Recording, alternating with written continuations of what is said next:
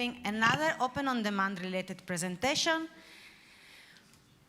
The speakers are Christian Bustelo, HPC engineer at Dwight Now, and Braeden Singleton, web and interface application engineer at Ohio Supercomputer Center. They will talk about Open OnDemand from first login to production grade HPC deployments.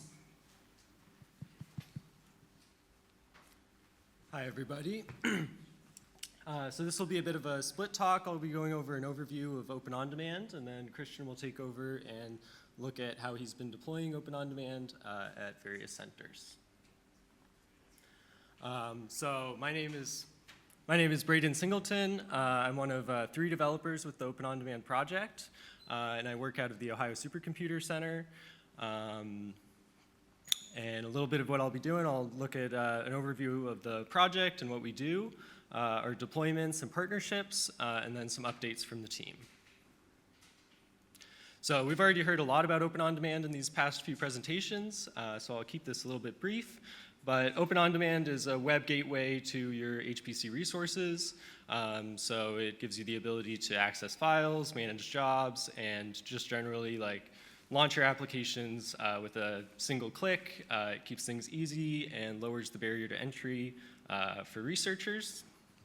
And we've seen really positive impacts from that, like you guys saw with the last presentation. People love it a lot.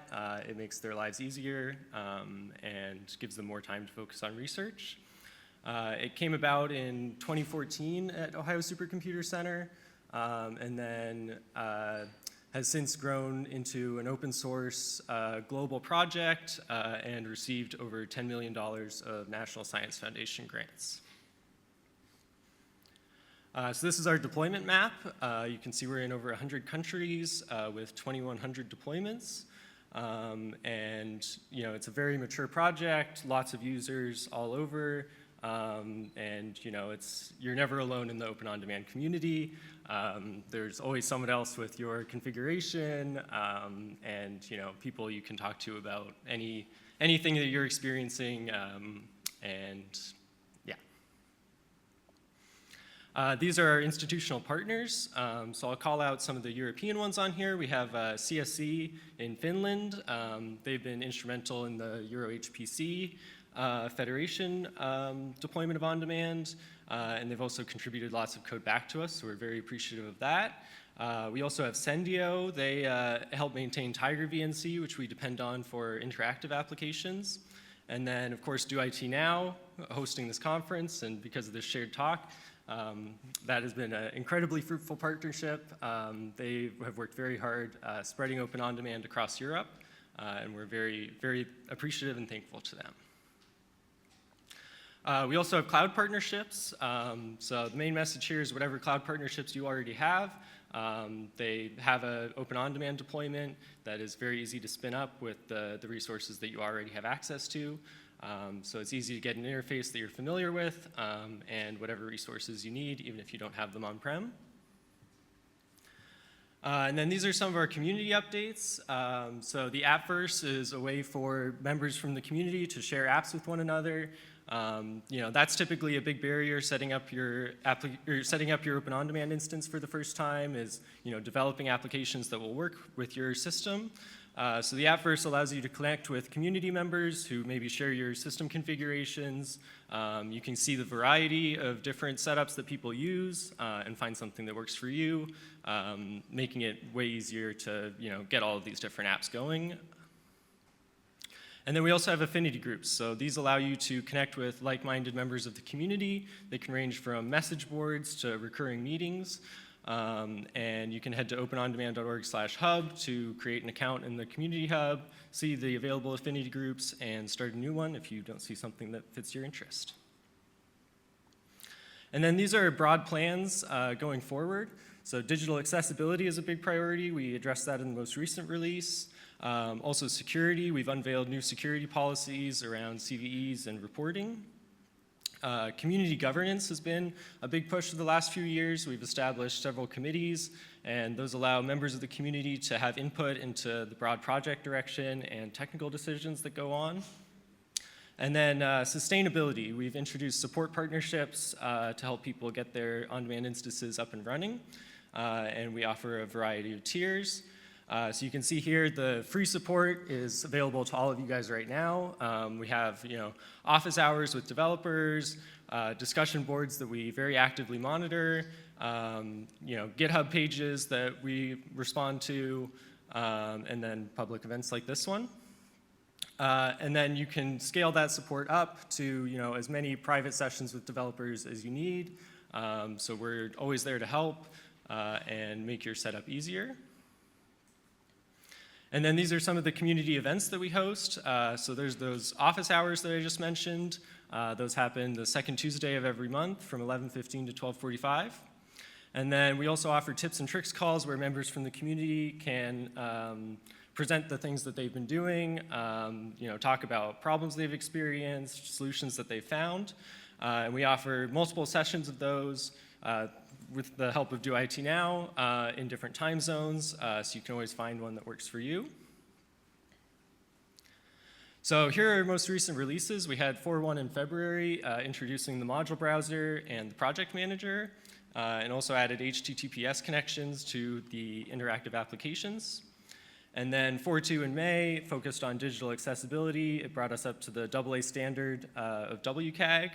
And then we also published an accessibility conformance report and introduced additional synchronization for workflows.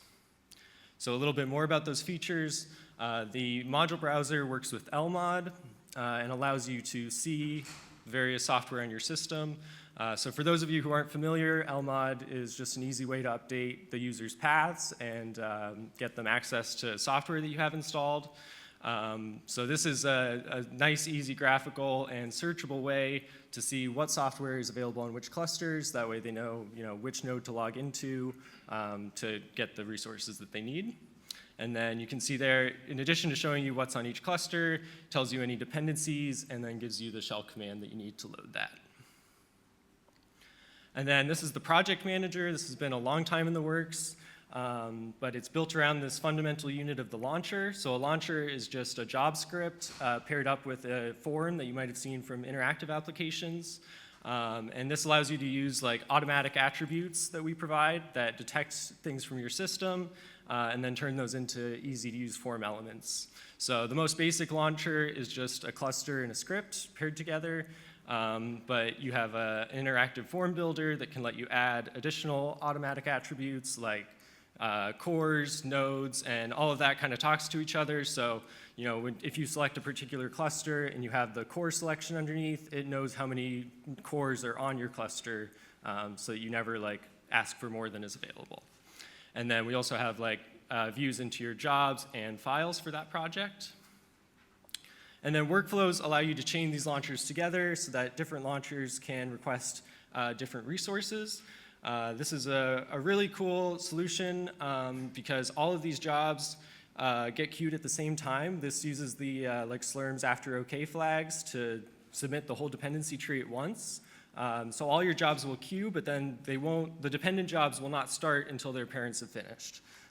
So you kind of get to the start of the queue line, and then other people will pass you until all of the dependencies are fulfilled, and then your job will queue. So it's really helpful for multiple step processes where different steps require different resources or different wall times. This allows you to really fine tune it to exactly what you need. These are our configuration options. So I won't list through all of these, but you should be able to see the stuff that you're using on that list. If you don't see what you're using, please let us know because we would love to add those. Both of these lists are constantly growing. Those bolded scheduler integrations are ones that the community has submitted in the past year. And then a little view into our next release. So we're looking at improving the project manager and workflows, particularly to support AI workflows. So we would absolutely love suggestions for ways that we could make your AI training and inference workflows easier. We're also addressing the EL10 Wayland desktops issue that has come up with HPC. For those of you who have encountered it, you know what I'm talking about. And we're actively looking into solutions for that, and we'll certainly find something. We're also introducing scheduler agnostic testing. So right now we're a little bit more dependent on Slurm than we would like. So the ability to test on different schedulers can really help us treat all of the schedulers equally. And then we're expanding the auto fields that I mentioned in the project manager, and also introducing app-first integration into core on-demand. So users will be able to see the apps in the app-first and request those from the administrators. And if there's anything on this list that we're missing, you can head to openondemand.org/issues. That takes you to a GitHub project board of issues that we review every week, and then schedule into the backlog or the next release. And the community responses on those issues really go a long way to helping us decide what we should be working on in the whatever time scale that we're looking at. So with that, I'll turn it over to Christian to talk about his experience deploying. Thank you.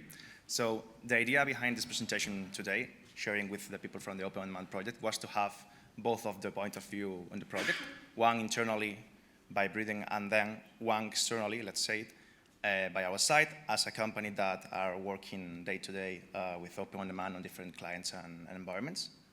So we are going to talk about basically our roadmap during these last years, our experience, some problems that we find, and also see some structures that we are using nowadays for making the Open OnDemand deployments. So starting from the beginning, we started to check Open OnDemand when we discovered it around 2023. And we start from scratch. We didn't have any idea about what is this project or if we should use it on our clients. So we basically check the possibilities that this project offers us and our customers, the viability for adding to our installations. And what we discover is that it's a really cool portal, a really nice tool that maybe some of our clients will love to have on their cluster. So this is basically the roadmap that we have been following for the last 3 years. As I said, we start from scratch with information gathering phases and going all the way up to the most, let's say, difficult things as applications and architectures. And looking back to this roadmap, we can divide it on 3 different phases. The first phase is the testing phase. And here we started to look to the Open OnDemand information, some examples, checking the discourse that it's really awesome. I really recommend you all the forums and all the information that it's on the web. Gather this information, added to deploying it our own development environment, making some tests, learning how to explain that, because as a company, we are not only offering services and installations and configurations, we also offer information for the users and the administrators. So we have to be sure that we are able to deliver these trainings in a correct way. And from there, we jump to the next phase, that is the client phase. So here, we start to check and to try to install Open OnDemand in small clients, local clusters, let's say a couple of nodes, just to wait for the feedback, check if this suite for all the customers, etc. And the feedback was really good. I mean, we start to offering us, hey, this is a cool gadget that you can have on your cluster and you can try it. Maybe some of the users love to use, for example, the file manager, that it allows us to move data without the need of a shell access. And the feedback was awesome. The people really, really like it. And as you can see during all these presentations, that we are being mentioned it in every single cluster. So from here, we jump to automatize this process, to be able to be more efficient, to be able to involve more people installing and preparing Open OnDemand. And from here, we jump to the next phase, that is the service phase. And this is let's say, the moment that we are right now. And here we are dealing with more, let's call it serious business. We are talking about architecture, high availability, and also with applications. Here at applications, we are not only developing our own applications for Open OnDemand, but trying to have all the clients' needs covered on the portal. If you have any type of web portal, application, workflow that you want to integrate on Open OnDemand, you can ask us, and we will work to add it and prepare your own Open OnDemand portal, customized portal, So the following slides, we will be talking about the high availability architecture, because I think that between these two different themes is the most interesting. I would really like to go deep into the applications, but we don't have that amount of time. So we are going to see the architecture. But just before that, I want to mention that before these 2 points, we have like a change of mentality and what I wanted to call a breaking point. And it's a breaking point because we are no longer seeing Open OnDemand as a feature. As I said, we starting offering as a cool gadget, a nice portal to add to your current installation. Right now, we are seeing that as an essential services. It's not, maybe some of the users want to use this to work. Your users should use this because you will have everything here. I mean, all that you need will be on this portal. So the point here is that if this is essential services, we have to put it on always availability, so we started talking about HI. For this, we have 2 different solutions that we have been using during the last years. Probably we will have to deploy another one when the one client appears that doesn't like these ones. But for now, let's take a look to a bit of each one and the main differences and the reasons why having one, we have to develop another one. So this is the basic schema that we can think when we are talking about HI, but not just for Open OnDemand, just for whatever other services, portal, etc. We have the pool of our users that are being that connects to the cluster via a network, and we put a HI proxy load balancer here. In this case, it's just a small box, but in reality, this will be like 2 or 3 machines working together with cross-sync pacemaker to be sure that you can access your cluster, and then a pool of Open OnDemand servers. This first solution is the first that comes to our minds, but it has one problem, and this is the next one. We will check the flow of information here. One of the users connects to the cluster via the DNS, will reach the Open OnDemand URL, connects to the load balancer, have their own session sticky from the IP to the Open OnDemand server that is being assigned. But here, inside of the Open OnDemand server that normally are login nodes, I mean, you can put it on whatever other machine. You can put also virtual machines separated to have this service, but most of the time they are login nodes. Internally, it will have their own connections. For example, in the case of validating a user, let's assume that we are using Open OnDemand Dex, that it's the service that Open OnDemand offers to connect to user authentication. So from here, once the user is validated, the server will try to reach the URL once again to redirect the user. So this will move the user through the DNS, once again through the load balancer. And at this connection, it's being from another different server, the redirection will be to another node. I mean, this can produce errors in the authentication, errors during the file edition, for example. So this model has 2 problems. The first one is that this one that we saw, that is the connections via the load balancing. This can be managed. I mean, you can just add a local resolution into Open OnDemand server to not going through the DNS.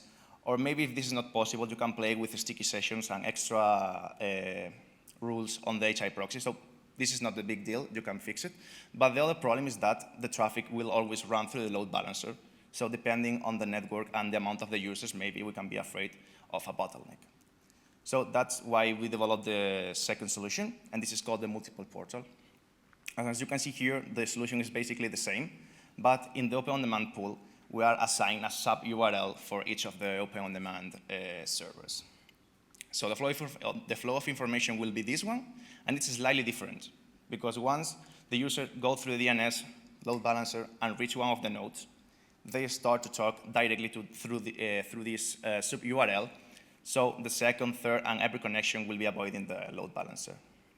As you can see, with this solution, we are avoiding all these possible problems with bottleneck traffic on the load balancer.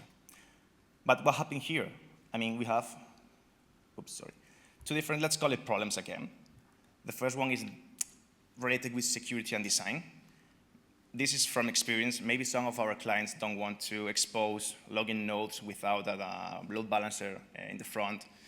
if you want to have Open OnDemand, for example, in virtual machines and not using login nodes, this couldn't be not a problem for you. I mean, you can put the login node, sorry, the virtual machine with a public IP, and this will suit for you. And the other one is that it's not fully transferred it's fully transferred for the user, because the user will see which portal is using via this. In this case, on the example, we are using numbers on the URLs, for example, portal 1, portal 2. I mean, maybe some of the users don't care about this, maybe care. So the thing here is to be able to adapt the installation for every client that it needs. As I say, maybe in the future we have to develop another solution, because none of these ones are fit for our customers. So based on one of these two solutions, we go to the next step, and the next step will be to integrate this with a cluster manager. Usually we use Werewolf, this is the technology that we are currently using, to add an extra layer of HI on the system. We take advantage of the Werewolf system working with images for deploy software and overlays to deploy the configurations. And extra added to that, if we add a monitoring solution, as many of my colleagues say previously, we will have a whole system prepared to be always available. So the final architecture will be something like this. This is very, very simple, but for catching the idea, it's really good. We will have in this case, we are assuming that Open OnDemand runs on the login nodes. So we have a pool of login nodes connected to the cluster, and then everything is managed by the Werewolf master and also the monitoring core. So with this, the normal flow will be the monitoring core taking care of node physical status, service status of Open OnDemand being the main server, the authentication system that we have set it on the nodes, and once this fails, setting another system to, for example, connect with SNOW or ticketing system, or just sending via email or whatever the clients need, to go through the Werewolf head and redeploy or deploy another Open OnDemand instance in minutes. So this is the idea of having multiple instances, and if one or two fail, be very quickly to redeploy it and have it ready to go back again on the cluster. It's also interesting to share that using Werewolf, we can have access to what is called runtime overlays. This is a configuration that allows us to spread information from the Werewolf head to all the login nodes, Open OnDemand nodes. And it's really useful if you are adding applications, for example, each time. So you only have to put the applications on the Werewolf head, build the overlay, and the application will run through all your cluster without the need of going one by one of the nodes, restarting any node. So for me, it's a really cool gadget and a really cool architecture, and our clients are loving this idea that we are dealing with. And this is basically it. So now I think we have enough time for a couple of questions. And thank you for your attention.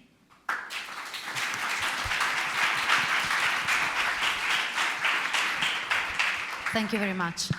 Any question for Christian or Braeden?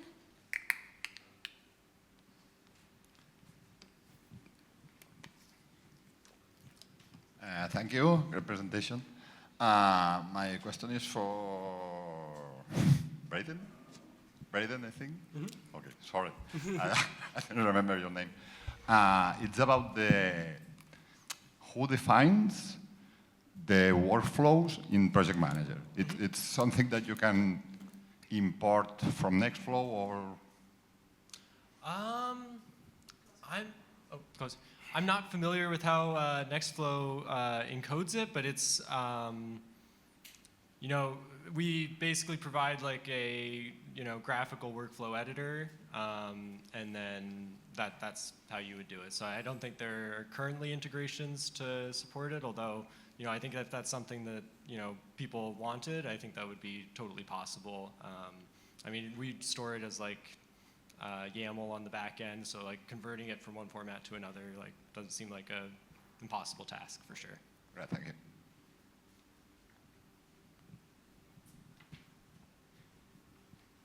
Any other questions? We still have time. I have one. I just have to read it because I forgot.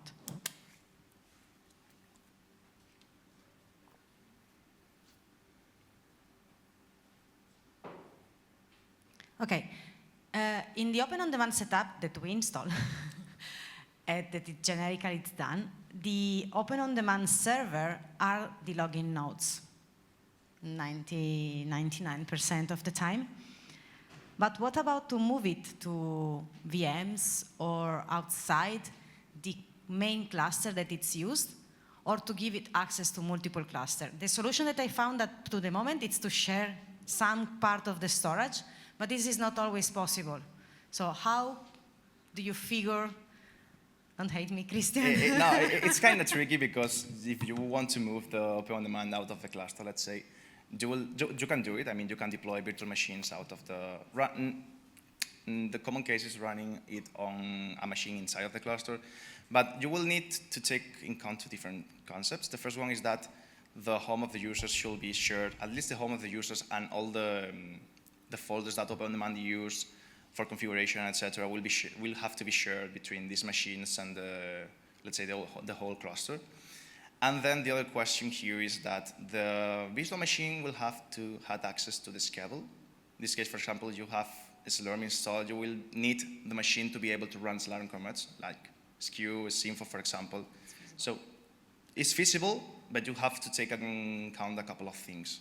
It's more easy, that's true, to run it on the login nodes and because everything is configured, etc.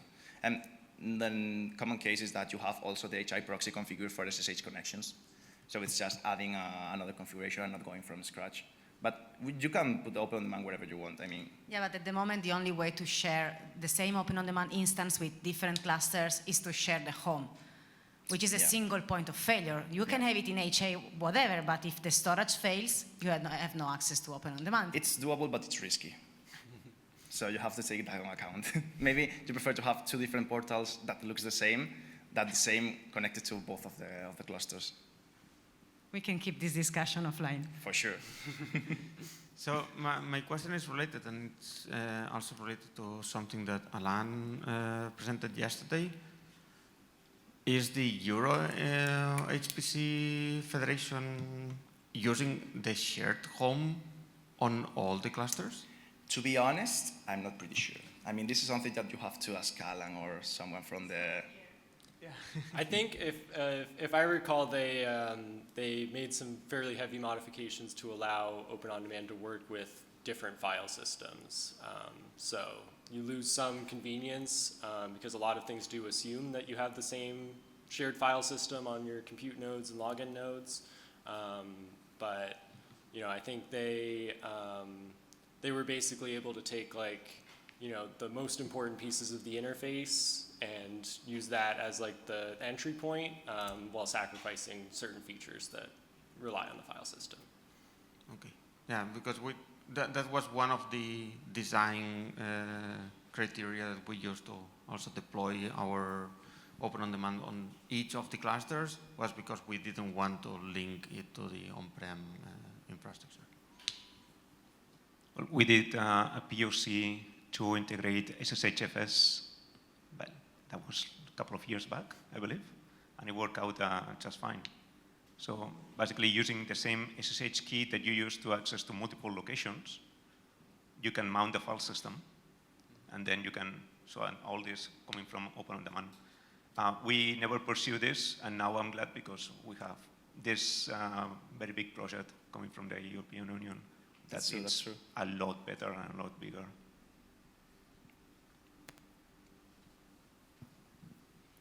Any other question? Check in there. Do we have a question from Zoom or in Slack? Okay. So thank you very much Thank you for your presentation.